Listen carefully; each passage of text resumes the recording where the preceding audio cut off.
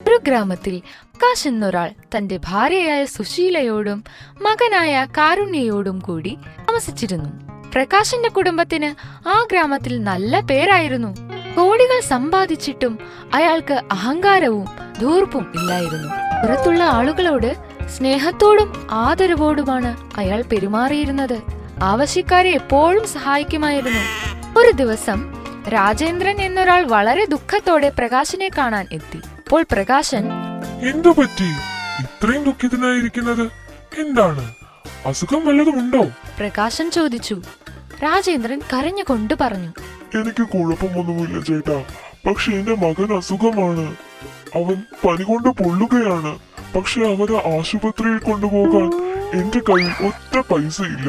ശരി, പൈസ ഞാൻ തരാം. നീ ഉടനെ തന്നെ അവനെ ആശുപത്രിയിൽ കൊണ്ടുപോകൂ. ഇങ്ങനെ പറഞ്ഞ് ഉടനെ തന്നെ തന്റെ പേഴ്സിൽ നിന്ന് പണം എടുത്തു കൊടുത്തു. പൈസ വാങ്ങി നന്ദി പറഞ്ഞു രാജേന്ദ്രൻ മടങ്ങി. അയാൾ പോയ ഉടൻ കാരുണ്യ അവിടെ എത്തി അച്ഛനോട് പറയുന്നു, ഇതെന്താണ് അച്ഛാ?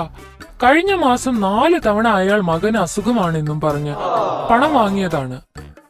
അവൻ അങ്ങയെ പറ്റിക്കുകയാണ്. സാരമില്ല മകന്, അയാൾ കള്ളം പറയുകയാണെങ്കിൽ അതിനർത്ഥം അയാളുടെ മകൻ സുഖമായിരിക്കുകയാണെന്നല്ലേ? അത് സന്തോഷമുള്ള കാര്യമല്ലേ? ഇങ്ങനെ പറഞ്ഞ് പ്രകാശൻ വീട്ടിലേക്ക് കയറിപ്പോയി. ഇങ്ങനെ പ്രകാശൻ തന്റെ നന്മ കൊണ്ട് എല്ലാവർക്കും സഹായം ചെയ്യുമായിരുന്നു. അയാളുടെ വീട്ടുകാർക്കും അയാളുടെ പ്രവർത്തികളിൽ സന്തോഷമേ ഉണ്ടായിരുന്നുള്ളൂ. കാരുണ്യ അടുത്ത ഗ്രാമത്തിലെ കീർത്തിയുമായി പ്രണയത്തിലായിരുന്നു. രണ്ടുപേരും ഒരു ദിവസം ഗ്രാമത്തിനു പുറത്തെത്തി സംസാരിക്കുകയായിരുന്നു. എന്തു പറ്റി? എന്റെ അച്ഛൻ എനിക്ക് വേണ്ടി ഒരു വിവാഹാലോചന കൊണ്ടുവന്നിട്ടുണ്ട്. അതിന്റെ അർത്ഥം നീ എന്നെ ഉപേക്ഷിക്കുകയാണെന്നാണോ? നീ ഉടനെ തന്നെ നമ്മുടെ ബന്ധത്തെക്കുറിച്ച് നിന്റെ അച്ഛനോട് പറഞ്ഞില്ലെങ്കിൽ ചിലപ്പോൾ അത് തന്നെ നടക്കും. അത് നിനക്ക് നിന്റെ അച്ഛനോട് പറഞ്ഞുകൂടെ? ഞാൻ ഒരു പെൺകുട്ടിയാണ്, എങ്ങനെ പറയും? എനിക്ക് പേടിയാണ്.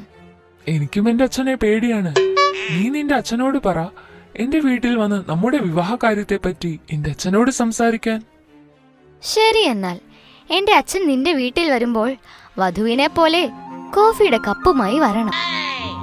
ശരി. ഇങ്ങനെ ഇരുവരും സംസാരിച്ചുകൊണ്ടിരുന്നു. വീട്ടിലെത്തിയ ഉടൻ കീർത്തി ധൈര്യം സംഭരിച്ച് തന്റെ അച്ഛനായ സത്തയ്യയോട് കാര്യം അവതരിപ്പിച്ചു. അച്ഛാ, എനിക്ക് അങ്ങയോട് ചില കാര്യങ്ങൾ സംസാരിക്കാനുണ്ട്. പറയൂ മകളെ, പൈസയുടെ ആവശ്യമുണ്ടോ?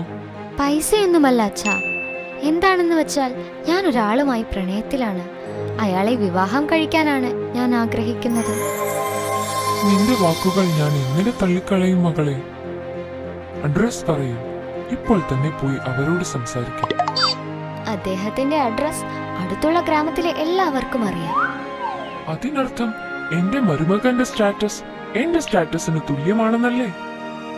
ആരാണ് അവൻ മകളെ? അടുത്ത ഗ്രാമത്തിൽ പ്രകാശ് എന്ന പേരുള്ള ഒരാളില്ലേ?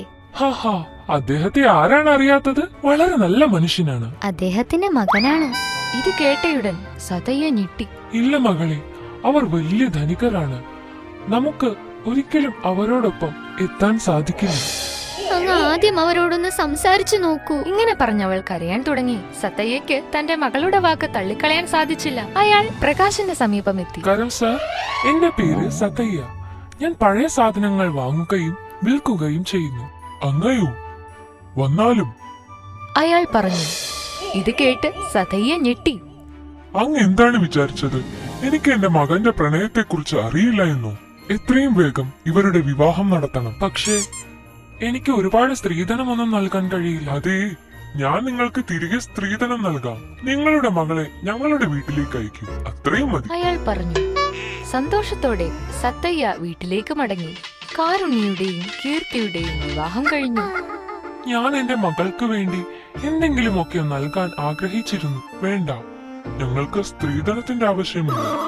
ഇങ്ങനെ പറഞ്ഞ് അവർ അവരെ പറഞ്ഞയക്കുന്നു. അങ്ങനെ ചില ദിവസങ്ങൾ കടന്നുപോയി. പ്രകാശ് തന്റെ വീട്ടുകാരോടൊപ്പം ഗ്രാമത്തിന് പുറത്തേക്ക് പോയി. അന്ന് രാത്രിയിൽ വാലി എന്ന് പേരുള്ള ഒരു കള്ളൻ പ്രകാശിന്റെ വീട്ടിൽ കയറുന്നു. വീട്ടിൽ ആരുമില്ല. രാവിലത്തേക്ക് വീട് മുഴുവൻ കാലിയാക്കണം. ഇങ്ങനെ ചിന്തിച്ച് അയാൾ ആ വീട്ടിലുണ്ടായിരുന്ന മുഴുവൻ സ്വർണവും വെള്ളിയും പണവും ആഭരണവും എല്ലാം മോഷ്ടിച്ചു കൊണ്ടുപോയി. പിറ്റേ ദിവസം പ്രകാശ് വീട്ടിലെത്തിയപ്പോൾ വളരെയധികം ചിന്തിതനായി. അയാളുടെ മുഴുവൻ സമ്പാദ്യവും പണവും സ്വർണവുമായിരുന്നു ഒറ്റ ദിവസം കൊണ്ട് അയാൾ ദരിദ്രനായി. സതയ്യ വീട്ടിലെത്തി അയാളോട് പറഞ്ഞു, ചേട്ടാ, ഇപ്പോഴെങ്കിലും എന്നെ സഹായിക്കാൻ അനുവദിക്കൂ. വീണ്ടും പ്രകാശ് വിസമ്മതിച്ചു. വാലി ഒരു ദിനം ഒരു മജീഷ്യന്റെ വീട്ടിൽ മോഷ്ടിക്കാൻ പോയി. ആ വീട്ടിൽ നിന്നും അയാൾ മുഴുവൻ പണവും ആഭരണങ്ങളും സ്വരൂപിച്ചു. എല്ലാ സാധനങ്ങളും എടുത്തിട്ടുണ്ട്. നന്നായി വിശക്കുന്നു. ഫ്രിഡ്ജിൽ എന്തെങ്കിലും കഴിക്കാനുണ്ടായിരുന്നെങ്കിൽ നന്നായിരുന്നു. ഇങ്ങനെ ചിന്തിച്ച് അയാൾ ഫ്രിഡ്ജിന്റെ ഡോർ തുറന്നു. ഫ്രിഡ്ജ് തുറന്നതും അകത്തുനിന്നും പൈസയുടെ മഴ പെയ്യാൻ തുടങ്ങി. ഇത് കണ്ട് വാലി അത്ഭുതപ്പെട്ടു. ഇത് കൊള്ളാലോ, മാജിക്കൽ ഫ്രിഡ്ജാണെന്ന് തോന്നുന്നു. പൈസയുടെ മഴ പെയ്യുകയാണല്ലോ. ഈ സാധനങ്ങളെല്ലാം ഉപേക്ഷിച്ച് ഈ ഫ്രിഡ്ജ് എടുത്തുകൊണ്ട് പോകാം. ജീവിതത്തിൽ ഒരിക്കൽ പോലും മോഷ്ടിക്കേണ്ടി വരില്ല. ഇങ്ങനെ ചിന്തിച്ച് ഫ്രിഡ്ജുമായി അയാൾ വീട്ടിലെത്തി. എന്റെ ദൈവമേ, ഇതെന്റെ ഭാര്യ എങ്ങാനും അറിഞ്ഞാൽ ഇത് നാട് മൊത്തം അറിയിക്കും. അവൾ ഇതൊരു കാരണവശാലും അറിയാൻ പാടില്ല. ആദ്യം എനിക്കിത് സെലിബ്രേറ്റ് ചെയ്യണം. കുറച്ച് പൈസ എടുത്ത് ബാങ്കോക്കിൽ പോയി അടിച്ചു പൊളിക്കണം. ഇങ്ങനെ ചിന്തിച്ച് അവൻ അവിടെ നിന്നും പോയി. വാലി പോയ ഉടൻ അയാളുടെ ഭാര്യ ആ ഫ്രിഡ്ജ് കണ്ടു. ഈ പഴയ ഫ്രിഡ്ജ് കൊണ്ട് ഈ വീട്ടിലെന്ത് കാര്യം? ഇത് വിറ്റ് പുതിയൊരു ഫ്രിഡ്ജ് വാങ്ങണം.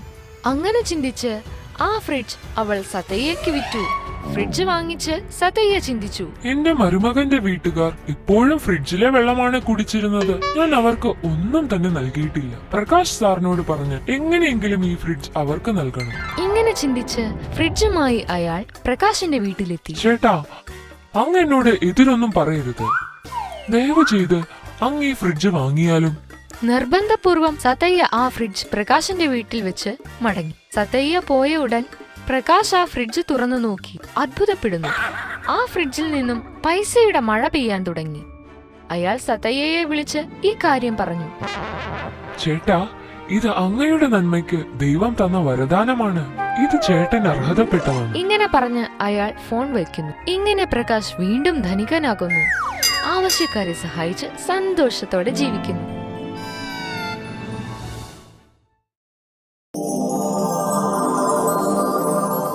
ഒരു ഗ്രാമത്തിൽ കമല എന്നു പേരുള്ള ഒരു വീട്ടമ്മ താമസിച്ചിരുന്നു. അവർ ചിട്ടവട്ടത്തോടു കൂടി ജോലികളെല്ലാം ചെയ്യുമായിരുന്നു. കൂടാതെ ഭർത്താവിന്റെ മാതാപിതാക്കളെയും പരിപാലിക്കുമായിരുന്നു. കുറച്ചു ദിവസത്തിനുള്ളിൽ അവരുടെ ചെറിയ മരുമകൾ ആ വീട്ടിലേക്ക് വന്നു. അവളുടെ പേർ വിമല എന്നായിരുന്നു. വിമലയാണെങ്കിലോ അഹങ്കാര സ്വഭാവത്തിന് ഉടമയായിരുന്നു.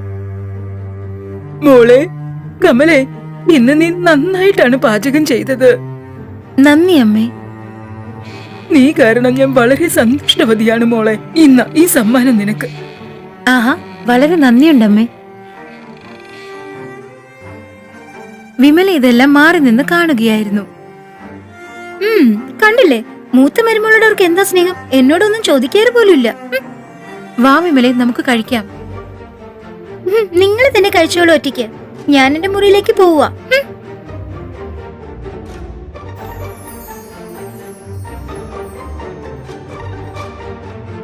പിറ്റേ ദിവസം കമലയ്ക്ക് ആ ജാക്കറ്റിൽ നിന്നും ഒരു സ്വർണത്തിന്റെ നാണയം കിട്ടി. അവൾ അപ്പോൾ തന്നെ ഭർത്തൃമാതാവിനോട് പറഞ്ഞു, അമ്മേ, ഇത് കണ്ടില്ലേ? അമ്മേ, ഈ സ്വർണ്ണ നാണയം അമ്മയുടേതാണോ? അമ്മയുടെ ജാക്കറ്റിൽ നിന്നുമാണ് കിട്ടിയത്. അത് പിന്നെ മോളെ, ഇതൊരു മായാജാല ജാക്കറ്റാണ്. ദിവസവും നിനക്ക് ഒരു സ്വർണ്ണ നാണയം വെച്ച് കിട്ടും. അത് കൊള്ളാലോ, ഇത് വലിയ കാര്യമാണല്ലോ അമ്മേ. വിമല ഇത് മാറി നിന്ന് ഒറ്റയ്ക്കേക്കുകയായിരുന്നു. എന്നിട്ട് ദേഷ്യത്തോടു കൂടി അവളുടെ മുറിയിലേക്ക് പോയി. പക്ഷെ ഈ ജാക്കറ്റ് വളരെ സൂക്ഷിച്ചു വേണം ഉപയോഗിക്കാൻ. ഒരുപക്ഷെ നീ ഒരുപാട് നാണയങ്ങൾ ഇതിൽ നിന്നും എടുത്താൽ നിന്റെ മുടിയെല്ലാം കൊഴിഞ്ഞു പോകാൻ സാധ്യതയുണ്ട്. അമ്മ ഏട്ടത്തിക്ക് ജാക്കറ്റ് കൊടുത്തു. ഞാൻ ആ ജാക്കറ്റ് മോഷ്ടിക്കാൻ പോവുക. എന്നിട്ട് അതിൽ നിന്ന് ഒരുപാട് സ്വർണ്ണ നാണയങ്ങൾ ഞാൻ എടുത്തിട്ട് എനിക്ക് ആവശ്യമുള്ള ആഭരണങ്ങളൊക്കെ ഞാൻ പണിയും. ഒരു ദിവസം അവസരം ഒത്തുവന്നപ്പോൾ അവൾ ആ ജാക്കറ്റ് മോഷ്ടിച്ചു. ആഹാ, ഒരു സ്വർണ്ണ നാണയം കിട്ടി. അത് കൊള്ളാലോ, ദാ രണ്ടാമത്തതും കിട്ടി. അല്ല, ഞാൻ ഈ ജാക്കറ്റ് എവിടെയാ വെച്ചത്? ഇവിടെ ഒന്നും കാണുന്നില്ലല്ലോ. സാവധാനത്തിൽ നോക്കുമോളെ, അവിടെ എങ്ങാനും കാണും. വിമലെ, നീ ഇവിടെ എങ്ങാനും എന്റെ ജാക്കറ്റ് ഇരിക്കുന്നത് കണ്ടായിരുന്നോ? ഏയ് ഇല്ല ചേച്ചി, എനിക്ക് അതിനെ കുറിച്ച് അറിയില്ല. ജാക്കറ്റ് അന്വേഷിച്ച് നടന്ന് അങ്ങനെ കുറച്ചു ദിവസം പോയി. വിമല ദിവസവും ജാക്കറ്റിൽ നിന്ന് ഒരുപാട് സ്വർണ്ണ നാണയങ്ങൾ എടുക്കുമായിരുന്നു. സ്വർണ്ണ നാണയങ്ങളെല്ലാം കൂട്ടിവെക്കാൻ തുടങ്ങി. അയ്യോ, ഇതെന്താ? എന്റെ മുടി എന്താ കൊഴിഞ്ഞു പോകുന്നത്? അതെ, ഞാനും അതാണ് ആലോചിച്ചത്. കുറച്ചു ദിവസത്തിനുള്ളിൽ വിമലയുടെ തല മൊട്ടയായി. അമ്മേ, ചേച്ചി, ഇത് കണ്ടില്ല എന്റെ തല എന്ത് പറ്റി? എന്റെ ഈശ്വര, നിന്റെ മുടിയൊക്കെ എവിടെ പോയി വിമലെ? 2 ആഴ്ച കൊണ്ട് എന്റെ തലമുടി എല്ലാം കൊഴിഞ്ഞു പോയി. 2 ആഴ്ചയോ? 2 ആഴ്ചക്ക് മുമ്പല്ലേ എന്റെ ജാക്കറ്റ് കളഞ്ഞു പോയത്? ഓ, ഇപ്പൊ എനിക്കെല്ലാം മനസ്സിലായി. അപ്പൊ നീയാണല്ലേ എന്റെ ജാക്കറ്റ് മോഷ്ടിച്ചത്? എന്റെ തലമുടി എല്ലാം ഇവിടെ കൊഴിഞ്ഞുകൊണ്ടിരിക്കുമ്പോഴാ നിങ്ങൾക്ക് നിങ്ങളുടെ ജാക്കറ്റ് ആണല്ലേ വലുത്.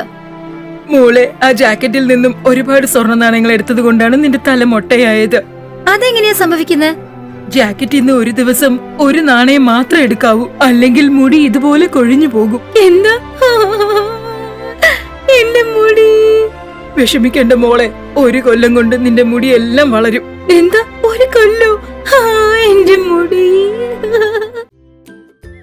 അമ്മ ഈ പറയുന്നതൊക്കെ സത്യമാണോ? എന്നാ എനിക്ക് വേഗം തരൂ അമ്മേ. അമ്മായിയമ്മ അകത്തേക്ക് പോയി ഒരു സാരി എടുത്തുകൊണ്ട് വന്നു. ആ സാരി എടുത്തുകൊണ്ട് വിമല അകത്തേക്ക് ചെന്നു. എന്നിട്ട് ഉടുത്തുകൊണ്ട് വന്നു. ആ അമ്മേ. എവിടെയാ മോളെ നീ? നിന്നെ കാണുന്നില്ലല്ലോ. ഇത് കൊള്ളാലോ. അമ്മ പറഞ്ഞത് സത്യമാ. അമ്മയ്ക്ക് ഇപ്പൊ എന്നെ കാണാൻ പറ്റുന്നില്ല. സാരി ഉടുത്തോ നീ? ഇനി